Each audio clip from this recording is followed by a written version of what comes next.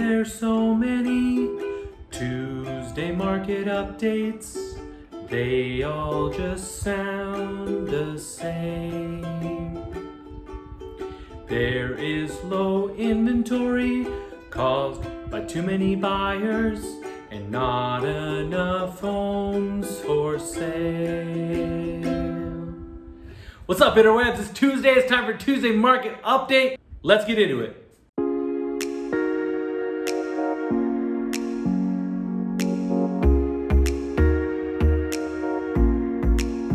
All right, guys, so these are questions that I've been getting on a very, very regular basis. The last 2 weeks, I've been averaging about 35 to 40 phone calls every single day. And these are my most common questions that people are asking me.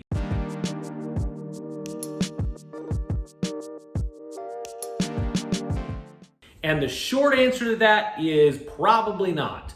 The long answer to it is multifold. A lot of those foreclosures that happened in 2008 were because banks were loaning at higher than 120% loan to value, meaning they were loaning more money than the home was worth. House prices were skyrocketing and then they tanked. And when people weren't able to make their payments and the house values had tanked, it was hard to sell a house. And so right now, if somebody were to default on their mortgage because, God forbid, they lost their job and they're not able to make their payments, it would be more of a short sale situation, because if you bought the house a year ago and the banks you're defaulting on your loan, they're just going to short sale because they can still get their money out of the house. So we're not going to see this rash of foreclosures like we saw in 2008, a bunch of people walking away from their houses. And we may see some here and there in unique situations, but nothing across the board. Plus, there's not enough houses on the market, so our inventory is low, broken record. But there's just not enough houses, so houses will sell. So banks will get their money, so there's not gonna fall into a foreclosure situation.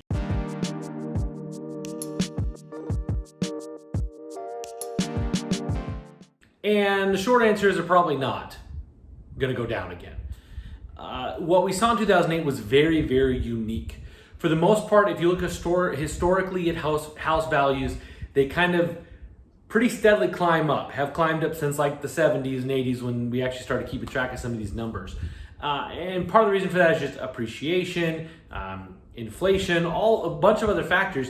And a lot of times when there's instability in the marketplace in Wall Street and stuff like that, housing tends to, except for the last one, tends to help bring our economy back out of the hole it's in. So a lot of economists are saying the same thing right now, is that it's going to be the housing market, the equity that people have in their homes, is going to help us recover better from this recession.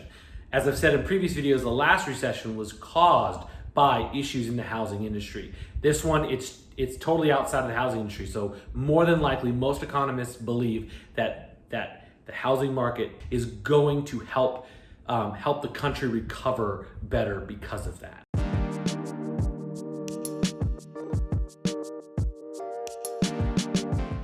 The short answer is it depends.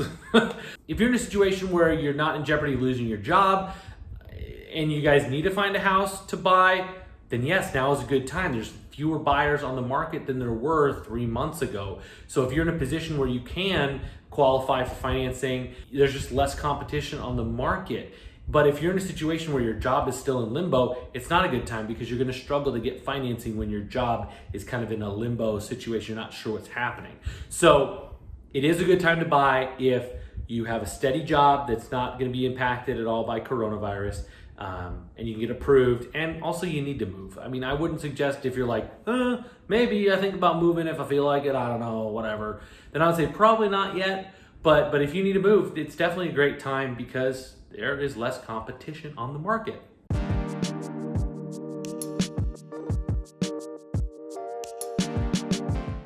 And my answer is just like this: now a good time to buy. It is for some people, but not for everyone. House values have not gone down at all during this pandemic. We saw inventory levels start to creep up, meaning there were more houses coming on the market than there were being sold. But as of the last couple days of April and into what we've seen so far of May, inventory levels have gone down or flattened a little bit. So we're still very much in a seller's market. If you need to sell, I mean, if you don't need to sell, like if you're just like, oh, maybe I'll sell, I don't know, thinking about it, I don't know, maybe not now. But if you're needing to sell, or if you're looking to move up, obviously if you're going to buy another house someplace, there's less buyer competition right now, but houses are still selling pretty quickly, especially if they're nice, they're good condition, all those kind of factors.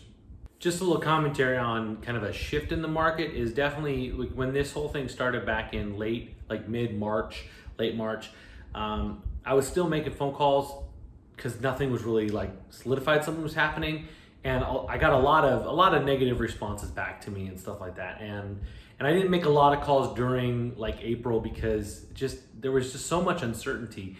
And in the last few weeks, I've started making more calls. In the last like 3 days, I've had nothing but positive conversations. Every conversation has been really good. Nobody angry or upset. And a lot of times I'm just calling to check in on people. And that's what I was doing back in March too. The tone of almost every conversation I have right now has changed. So there's definitely a lot of optimism in the Phoenix market, and that's encouraging for me. Homeowners, it should be encouraging for you.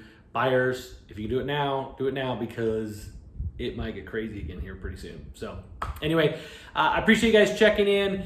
As always, I believe you guys deserve a better experience. So give me a call. I'd love to show you, whether you're buying or selling, how myself and my team, the people I bring around me, can help deliver on that promise of a better experience.